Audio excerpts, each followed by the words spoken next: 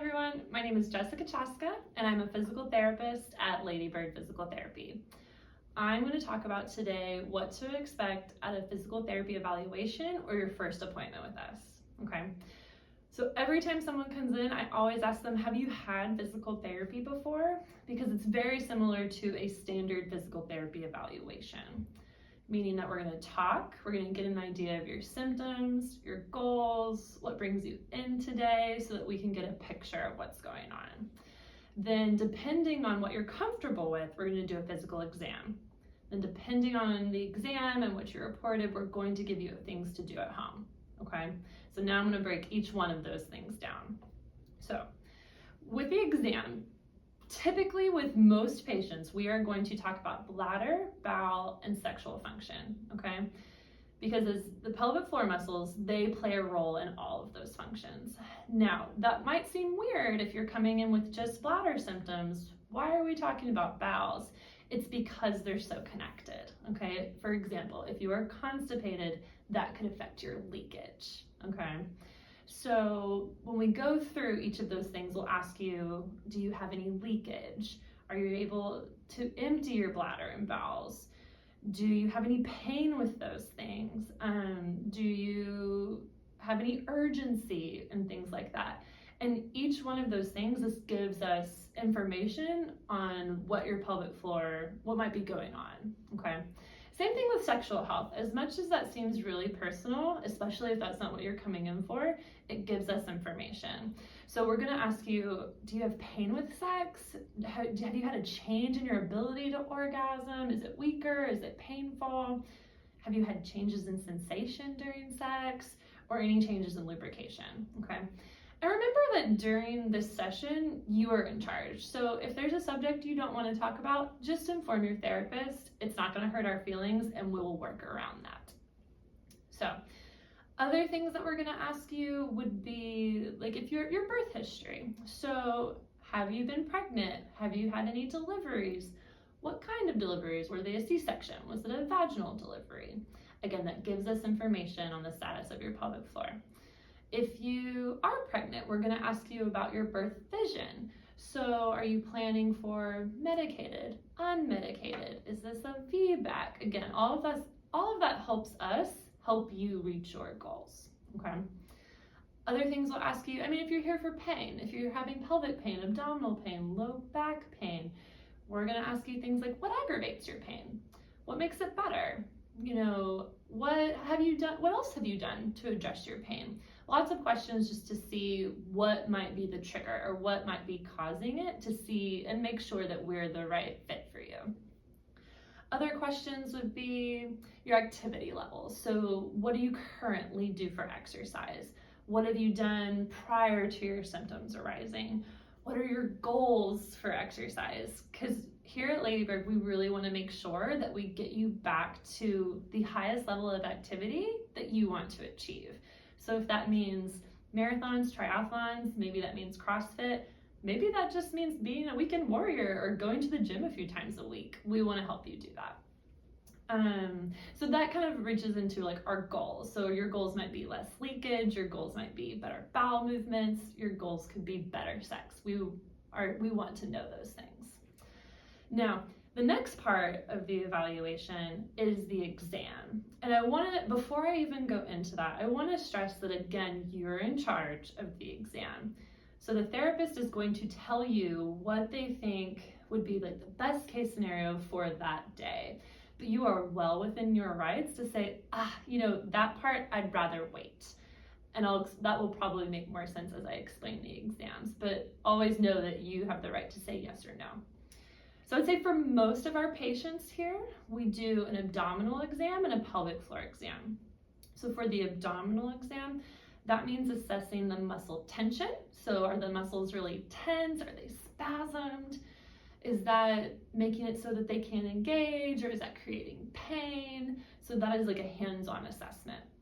We're going to assess, can you engage your core? Is that hard for you to hold? Can you not do it while you're breathing? And things like that. We'll also possibly or likely screen for a diastasis recti. That's very common with people that we see here at Ladybird, so that's something that we might look at. And all of that gives us information about what we can give you to do at home, okay, and how we can help you reach your goals. Now, the pelvic floor exam, that can be internal or external, and that's where, again, it comes in. If your therapist says, like, hey, I would really recommend an internal pelvic floor exam, you can say, not today, and we can do an external exam, okay? So while an internal exam might give us more information, an external exam still gives us a lot and is still going to be helpful for you. So the internal exam, that could be vaginal or rectal, and it depends on your symptoms. For example, if you're having pain with vaginal penetrative intercourse, it makes sense to do a vaginal exam. If you're having constipation, and that's really your only complaint, it might make more sense to do a rectal exam because that's where you possibly have more of like the tension or more of those symptoms, okay? But again, if you're like, well, I'm comfortable with a vaginal exam, but not a rectal exam, that is okay.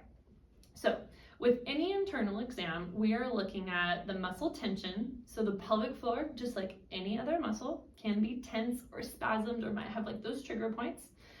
We want to assess the coordination and the strength of your pelvic floor. So that means assessing, can you do a good pelvic floor contraction? Can you hold that contraction, or do you not have like so great endurance? And is that why you're having leakage with running, for example? Coordination just means your ability to control the muscle. So do you have a good contraction, or do you contract and then bear down, for example? So those are the things that we're looking at with a pelvic floor exam. Oh, and another thing we could look at is the laxity. So assessing, is there any tissue that seems to be kind of falling? For the external exam, we'd really be assessing your ability to contract and relax and to see how long you could hold it, and also muscle tension. So that's what we would be looking at, okay?